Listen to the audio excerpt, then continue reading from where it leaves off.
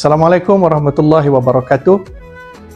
Saya Dr. Muhammad Hisham Isa, Doktor Perunding, Doktor Pengiring daripada Global Travel and Tours Negara Berhad.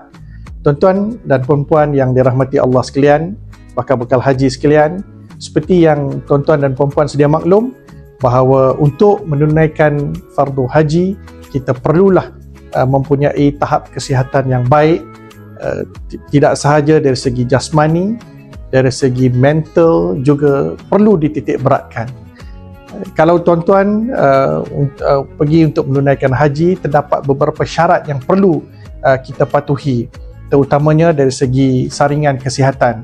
Jadi saya nasihatkan kepada tuan-tuan dan puan-puan, patuhi syarat-syarat yang telah ditetapkan dalam saringan kesihatan, seperti jika tuan-tuan ada kencing manis, pastikan kencing manis tuan-tuan terkawal, HbA1c kurang daripada 10%. Jika tuan-tuan ada penyakit darah tinggi, pastikan tekanan darah tuan-tuan dan puan-puan terkawal. Begitu juga dengan penyakit-penyakit kronik yang lain seperti jantung, seperti buah pinggang, asma dan sebagainya. Pastikan penyakit-penyakit ini berjaya dikawal sebelum kita pergi untuk melakukan pemeriksaan kesihatan untuk disahkan fit untuk ke musim haji tahun hadapan.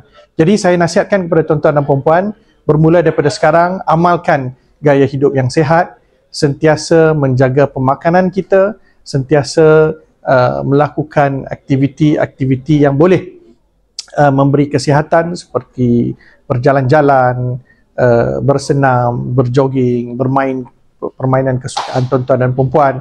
Jika tuan-tuan dan puan-puan makan ubat, pastikan tuan-tuan makan ubat mengikut masa yang ditetapkan. Jadi selalulah melakukan pemeriksaan kesihatan supaya kita nak pastikan bahawa kesihatan kita dalam fasa yang optimum. Itu sahaja daripada saya. Sekian. Assalamualaikum warahmatullahi wabarakatuh.